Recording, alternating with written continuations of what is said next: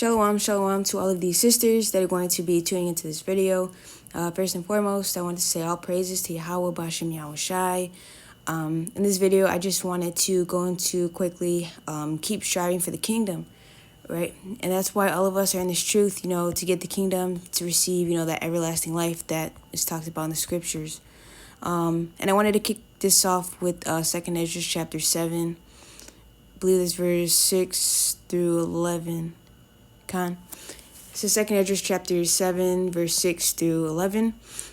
There is also another thing. A city is builded and set upon a broad field, and is full of all good things. The entrance thereof is narrow, and is set in a dangerous place to fall, like as if there were fire on the right hand, and on the left a deep water, and one only path between them both, even between the fire and the water, so small that there could but one man go there at once.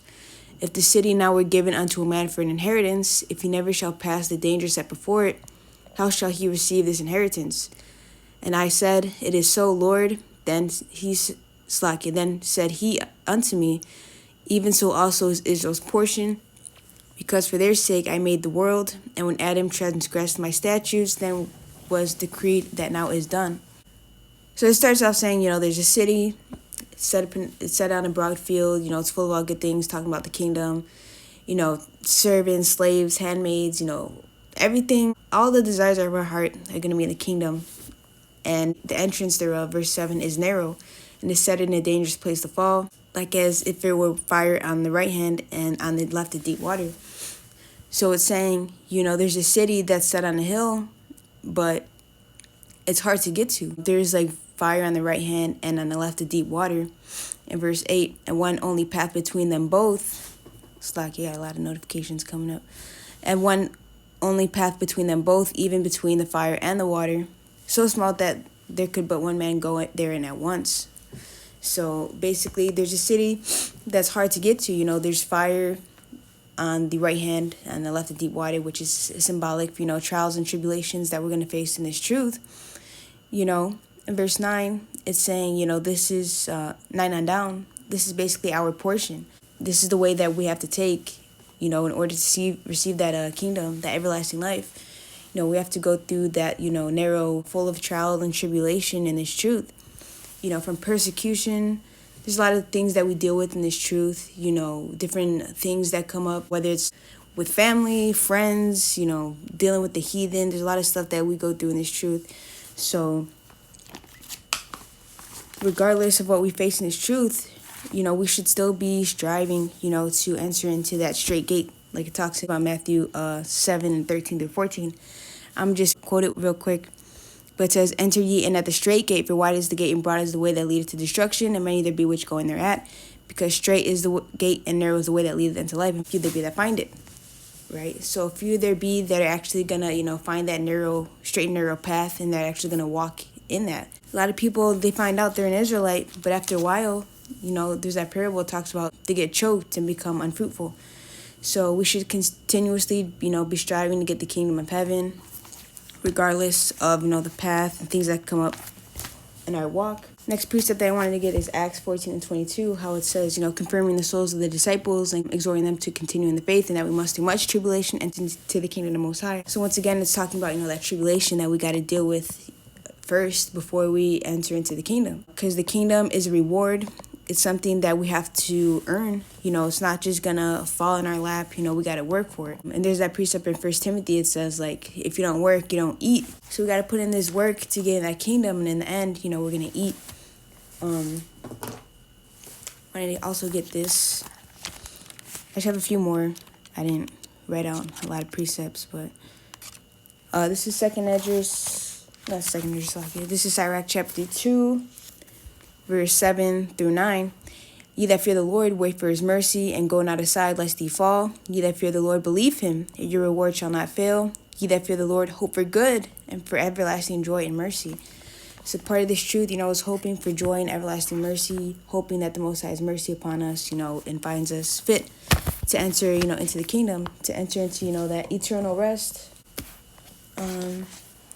Also had the book of Mark, chapter 13 and 13, and it says, And you shall be hated of all men for my name's sake, but he that shall endure unto the end, the same shall be saved. The whole point of this truth is enduring. Enduring through the different, trials and tribulations, getting tried, enduring, the chastisement, enduring all the things that the Most High brings upon us in this truth. We just got to stay strong and endure. Remember the accounts of our forefathers and our foremothers. Look at the things that they went through and how they endured, and using these scriptures to help us, get through, the hard times that we may face in this truth. One of my favorite precepts is Isaiah 33:6. How it says, "And wisdom and knowledge shall be the stability of thy times, and strength of salvation, the fear of the Most High is his treasure." Also, Romans 15:4, since I'm talking about, looking at what our forefathers and foremothers went through, it says, "For whatsoever things written aforetime were written for our learning, that we through patience and comfort of the scriptures might have hope." Right? So we go to the scriptures, see how our forefathers and our foremothers dealt with these things, like Paul. I was just meditating on the account, how he said he was like shipwrecked.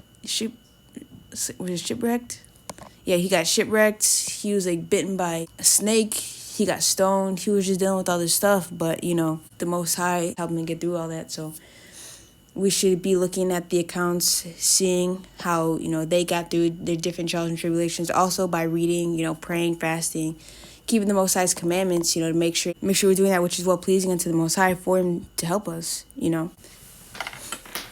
So yeah, no matter what we go through in this truth, we got to continuously just strive for the kingdom of heaven.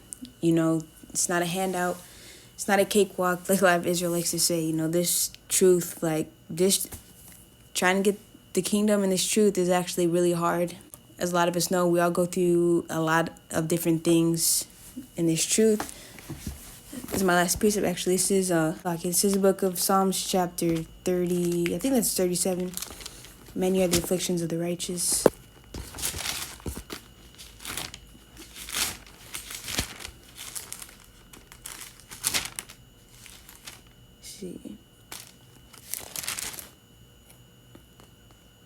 I think that's 37.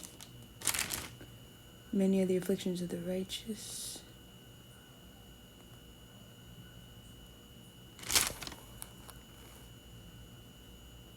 Dang, it's like I'm gonna have to look it up real quick. Let's see, many.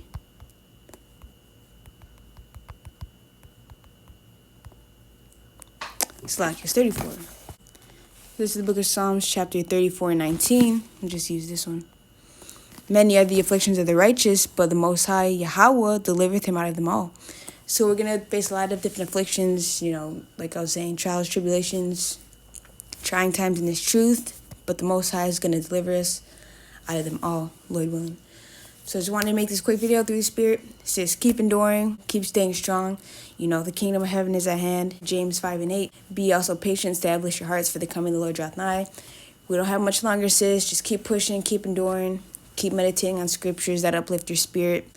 But yeah, that's all I have for this video today. The Water Sisters for watching. Stay strong and endure. Shalom.